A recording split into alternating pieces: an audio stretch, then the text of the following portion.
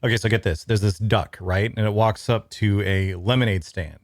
And it walks up to the guy who's running the stand and he says, quack, because he's a duck.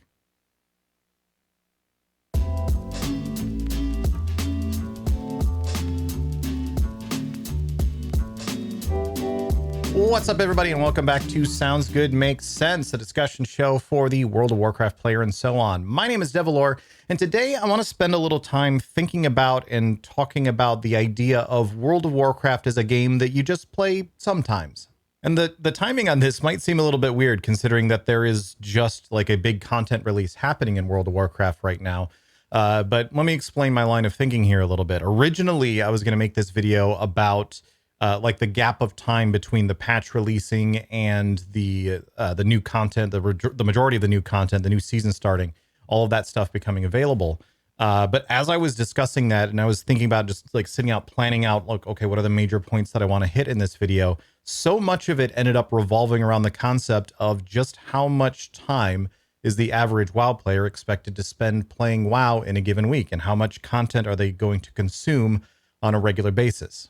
Now, real quick before I continue and really dig into this, because I'm already like, my mind is buzzing. I really want to start talking about this, but I got to get this out of the way first before we get into the meat of the topic here.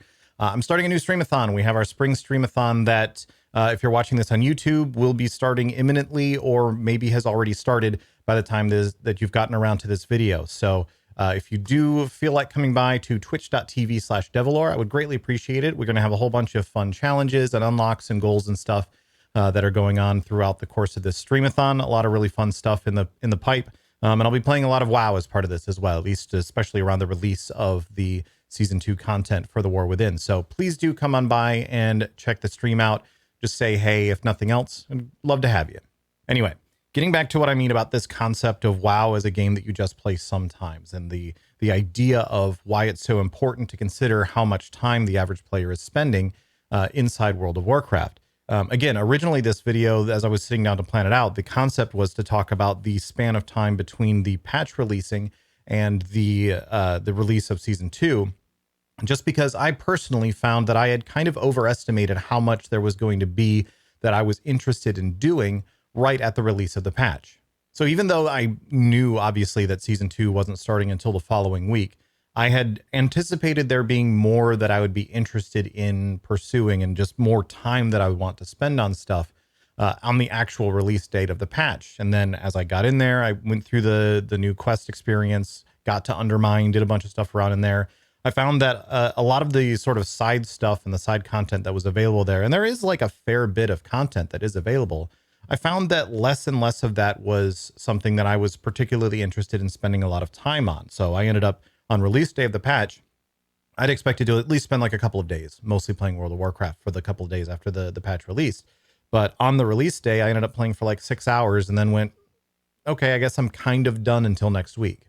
Now, there certainly are more things that I could have been doing. There's always, like, World of Warcraft is a game where there is pretty much always something you can do. Like there is a task out there somewhere that you have not accomplished that you can probably go do. There is more content available. Like 100% completion of World of Warcraft is an insane thing to expect anyone to be able to accomplish. So I could have gone and collected transmogs, or I could have spent more time running around Undermine doing some of the like little tasks and little jobs and side quests that were all around that area. There's a bunch of stuff that I could have been doing.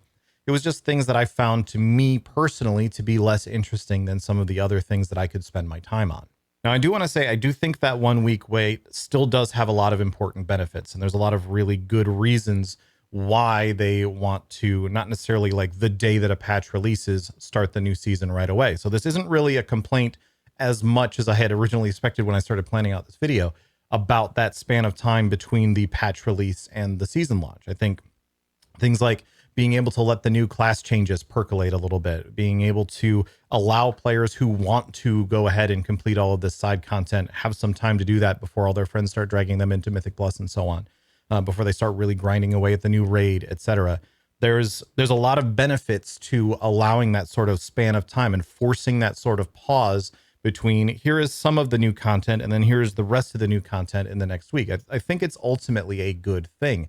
Are there some things that I would like to see changed a little bit? Yes, I would have liked to see a little bit more of something in the like main quest line. Like the fact that I was done with all the main quest line and it was left on such a like, congratulations, you've accomplished nothing sort of result after the first like 6 hours of play. That was a little bit meh for me, but that's just like refinement really at that point. That's more about the execution of the strategy, not really the strategy itself. I think the strategy is still sound. The reality is there's just a lot more competition for what I might do to entertain myself, or in my case, as a content creator and a Twitch streamer, what I'm doing to entertain my audience in the process. There's a lot more video game generally available in 2025 than there was in the early history of World of Warcraft. It's kind of not really a game that you can have just be the only game that you always play forever, at least not as much as it used to be. There's still people that do that. We're going to talk about that a little more in just a minute. There's just so much more that's available that is competition for my attention span, which I'll be honest, isn't great these days either. In this day and age, there's so much more that's actually like interesting for me to go and do. I mean, a great example in this case is just the amount of games that are coming out on a regular basis that still try and tap into a lot of what appeals to a World of Warcraft player. Like Monster Hunter Wilds just came out, and that's a game that clearly has a lot of inspiration. I know Monster Hunter's been around for a long, long time, but there's clearly a lot about Monster Hunter and that series and that style of gameplay that scratches the same sort of itch that downing a new boss in World of Warcraft, or grinding Mythic Plus, or going and progressing your character in other methods. Like it's literally a game about fighting bosses to progress your character, which is much the same to what a lot of World of Warcraft does. So that game just came out at the same time. It was like 3 days after the release of the Undermine patch. So that was naturally going to draw a lot of players' attention away from the patch release. But even aside from cases where there is a new game that just came out and it just happens to come out at the same time, and so it's competing with your attention on World of Warcraft and so on and so forth, we also like, there's just so many games that exist nowadays. There's a ton of games that I have been meaning to get back to. Like I've been itching to play some more Pal World again recently. There's been a ton of updates to Enshrouded since the last time that I played it. I keep talking and it keeps coming up with a bunch of my friends like, hey, we should play 7 Days to Die again at some point. Like there's all these other games that I could go and play, to the extent where it's difficult for me to say, okay, I could try to find something here in WoW that will keep my attention, or here's this massive list of other games that I've been meaning to play anyway. I could go play one of those instead. Heck, I was playing Guild Wars 2 a couple of weeks ago, and even that I was like yes, this is technically like 2012 content. This was the original base game. All of the stuff that I was doing was released and it's been around for ages, but I was still like enjoying going and messing around with that. And I sort of realized, as I was trying to find things to hold my attention in the WoW patch release, that I kind of wanted to go play Guild Wars 2 instead, because there was at least something there that I felt like I was getting a sense of accomplishment from, and felt like I was more invested and more interested in what was going on over there, just because that was a new character that I was leveling and so on. And yes, I could have started a new character in World of Warcraft. I could have leveled an alt in World of Warcraft. There's many things that I could do to occupy myself in WoW, but that's not really what the question is. The question is, where does the brain wander towards, and what do I find the most interesting right now? And in the case, at least for me, with the release of Undermined, I felt like I did the content that was immediately available. I went through the quest line and everything. I drove my car around. I did a bunch of little stuff here and there. And then I was like, okay, I am satisfied with this experience. I don't feel the need to try to find things to justify staying logged into World of Warcraft. I was perfectly happy to say, okay, I've done this. I'll come back next week when the season launches and there's more stuff for me to actually do. And this was the point where, as I was originally planning this video, my mind started to wander off in the direction of, maybe the discussion here isn't the problem with the release of Undermine, because I don't actually really have that big a problem with the release of Undermine itself. Again, I feel like there could have been a little bit more in terms of like the story content to go through and stuff. And it is kind of lame to do like 6 hours of questing and then get met with literally a progress bar that says come back in 7 days. Like that. It's not a great feeling, but those are relatively minor complaints in the grand scheme of things. What's been occupying my mind more as I think about this and analyze this issue is more just the question of, is WoW just a game that I only play every once in a while nowadays? Because for a long time, WoW tried really hard to be the only game that you played. Like it was almost seen as, and this was, you saw this inside the player base as well. It was almost seen as like rude to play any other video game other than WoW. Like, oh, why aren't you playing WoW right now? You're playing League of Legends. Why would you do that? Play WoW instead. It's a better, it's a better game. And you blah, blah, blah. Like all these arguments would come up over people playing another game for a minute. If you even thought about playing another MMORPG, that was like, oh my God, I can't believe you're quitting WoW. You're never going to play WoW ever again because you've quit to go play WildStar or Guild Wars 2 or whatever other game it was that was going on at the time. That used to be how that sort of evolved and how that culture sort of existed. But as time has gone on, as the gaming industry has progressed, as gaming in general has expanded and grown as an industry, it's really no longer the case that for at least a majority of players, I think, WoW is the only game that they play. It still can be, and to be clear, it still is for a lot of people. I know there are a lot of players that are still like, yeah, I play WoW. That's what I do. When I want to play a video game, it's World of Warcraft. I don't have anything else installed on my computer. When I'm done playing WoW, I close my computer and go watch TV or something. Like that, they really have their only gaming experience is World of Warcraft, and that's true for a lot of players.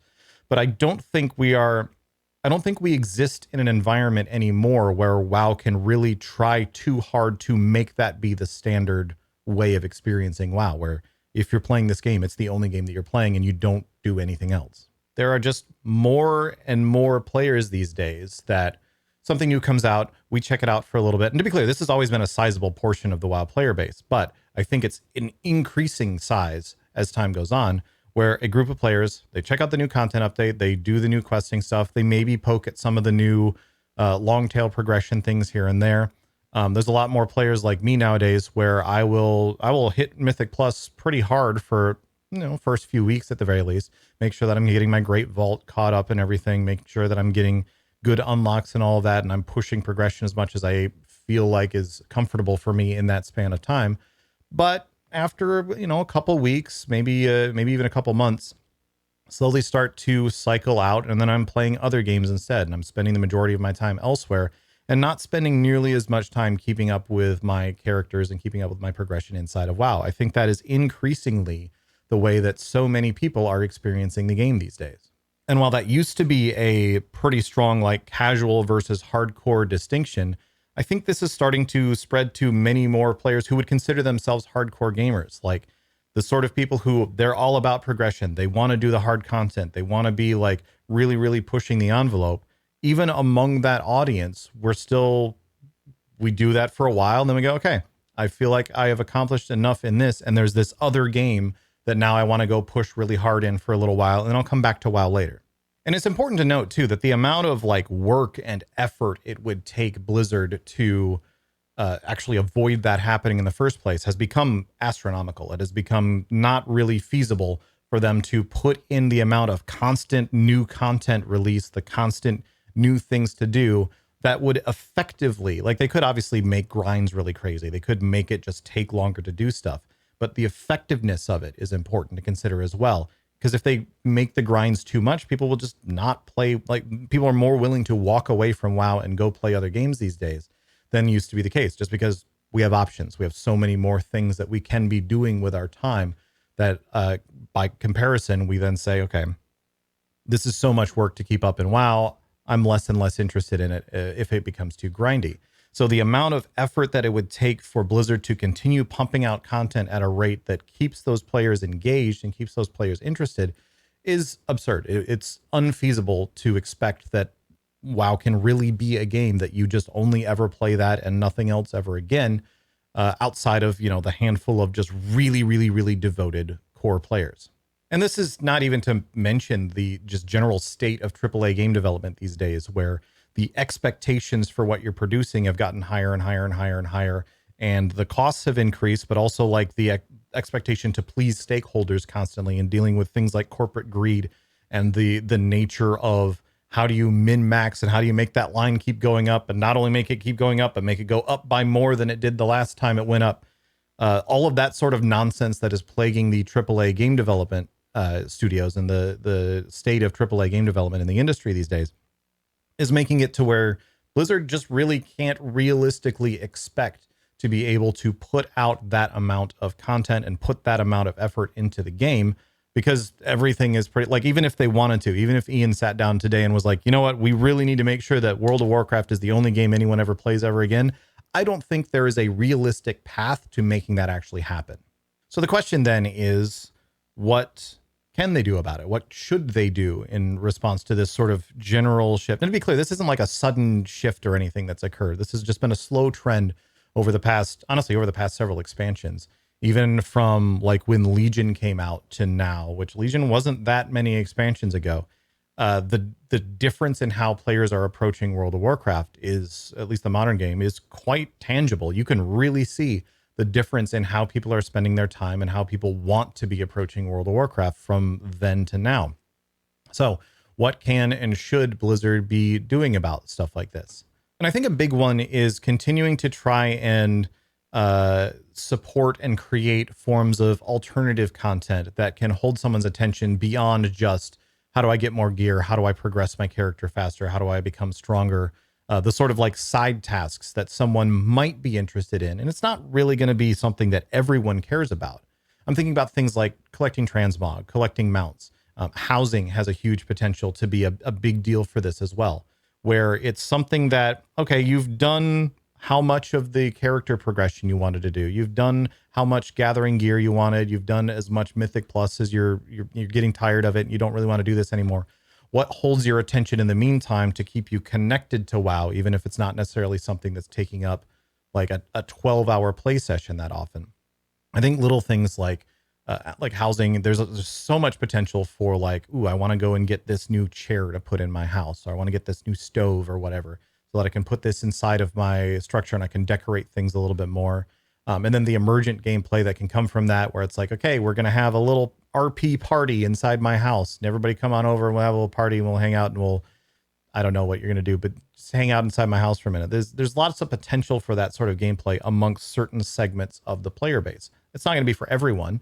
In fact, I would say housing, even as a metric, is probably something that most players are not going to get super involved in. But it is that sort of thing that can help hold players' attention between major content releases without it turning into something that is just another step on the gear treadmill. I also think a kind of unique issue for World of Warcraft in particular to try and approach this with, because let's be clear, this is not just a WoW issue. This is the gaming industry as a whole.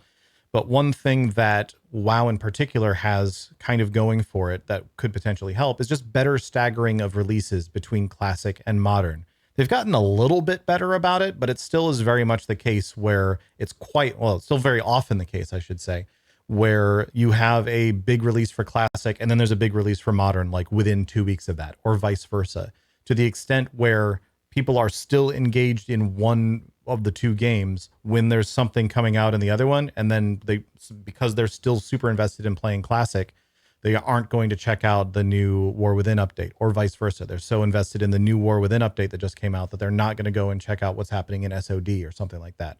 I think getting a little bit smarter about how they're planning out those releases and staggering them against each other would actually help quite a bit with keeping players at least invested in World of Warcraft as an ecosystem and as a general, what's the word I'm looking for here? Just invested in WoW in general.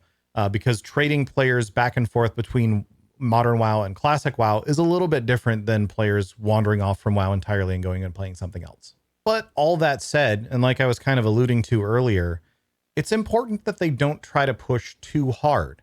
Like if I'm coming back to WoW and I'm like, oh God, this grind is going to take me forever, or I've been away, I haven't been playing for a couple of weeks, and now this new content release came out, and I check out the new content release and it's like, okay, I can maybe eventually feel like I made some progression on my character after like 2 months of grinding. That's certainly a case where WoW has done that in the past. It's part of why I mentioned Legion before. If you remember the grind to get your artifact weapons caught up to speed back during Legion, that was something that was really, really rough for a while, and it turned a lot of players away from the game. Even back then, it would do that even worse nowadays. It's the way that gamers are approaching content in games like WoW, to have a grind that you look at and you say, this is like an infinite grind that's going to take me forever to actually complete this and get everything unlocked in this thing. I don't want to spend that amount of time. And the modern MMO player is just going to say, this is going to take too long. I'm not going to bother with it. I have so many other games I could be playing. I have other MMOs I could be playing even. I'm going to invest my time in those instead, where I feel like I'm actually getting something out of it. So that's why I say it's important to not push too hard on trying to like grab a hold of people and almost force them to stay invested in World of Warcraft. You really have to be able to step back and say, all right, we're going to come out with this content release. It'll keep people's attention for a little while. Maybe they'll go play something else.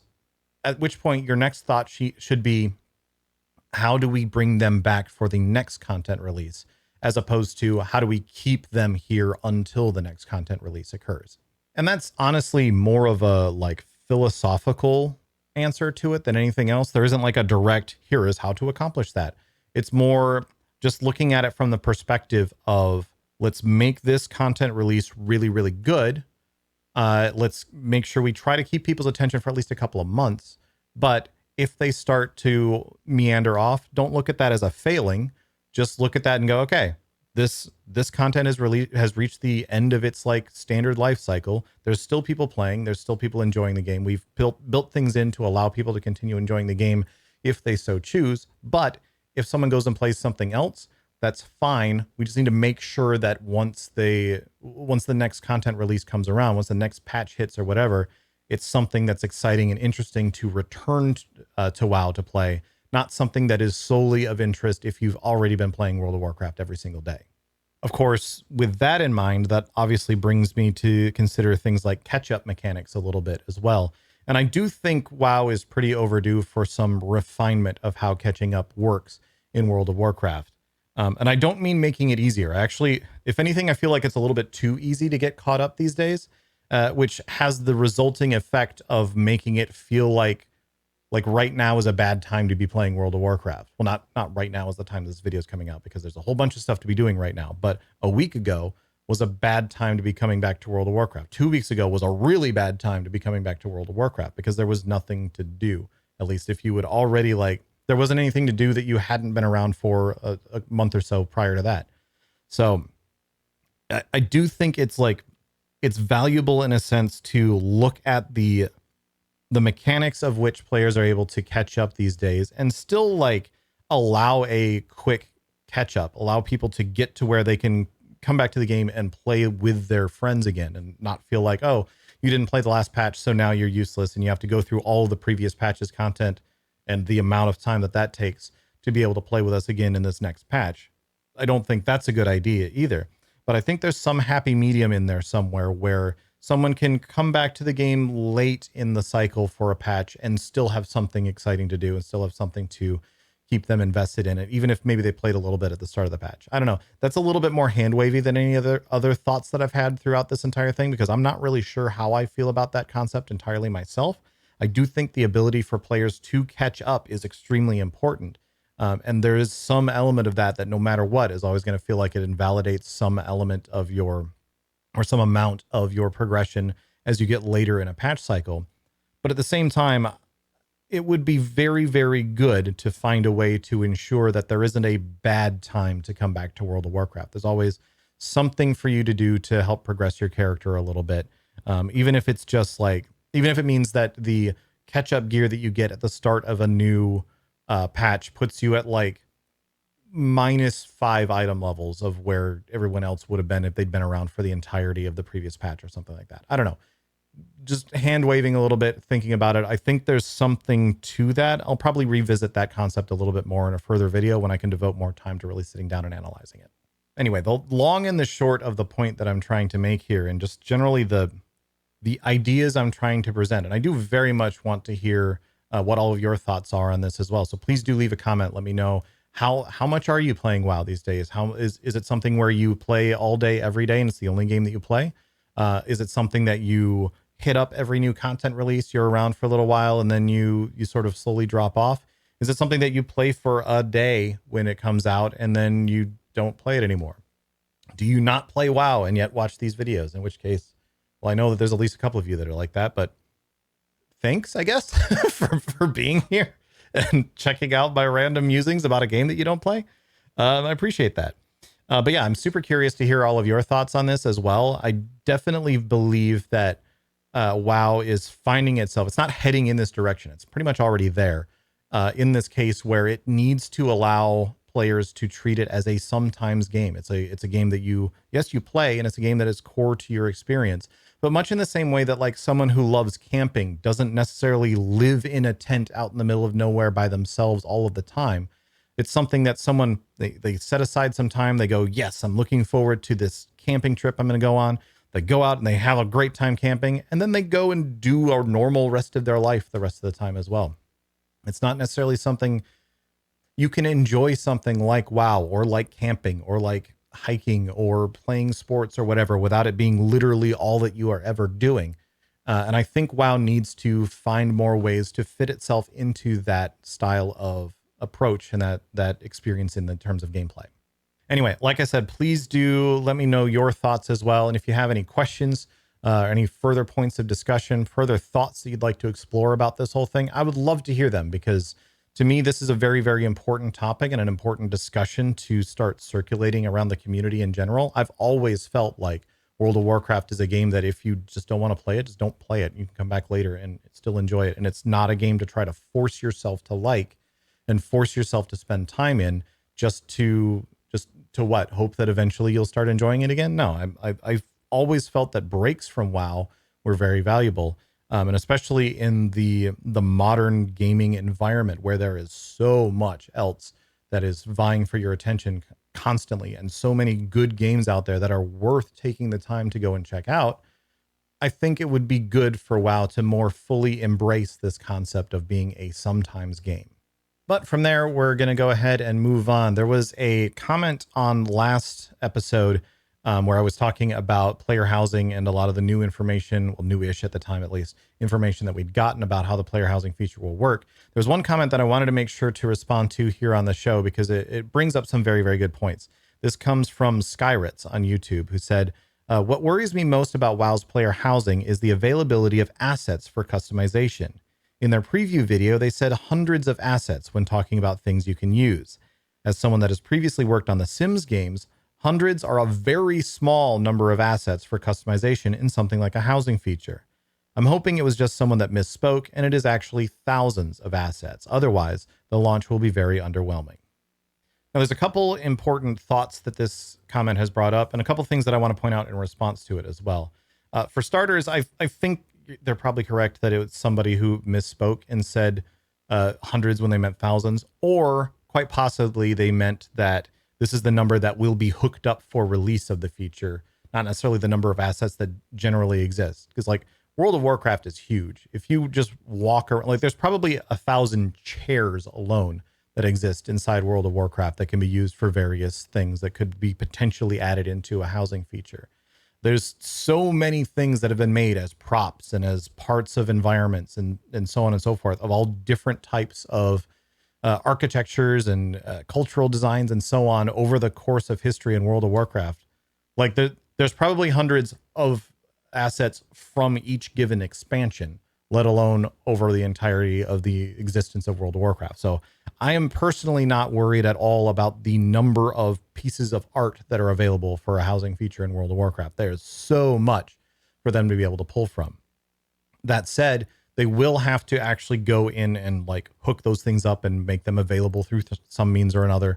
And there is setup that is required to make it be part of the housing feature. They can't just simply say, hey, housing feature, here's a folder with a whole bunch of stuff in it. Go nuts. Like it's going to need to know what to do with all that stuff and how to work with it. And there's probably going to be some things that's like, is this one really appropriate? Does this make sense? Like this chair is kind of broken. Do we want people to have a broken chair inside their house? Is that something that people will want? Like there will be extra considerations beyond just does art asset exist? Yes or no, which does mean that there is work involved in making all of them available for the housing feature, especially at launch. So I wouldn't be surprised if there are still thousands of assets available, but maybe there's only a few hundred that they have available at launch of the feature. Which brings me to the second point that I want to say. Obviously, this person referenced previously working on the Sims games.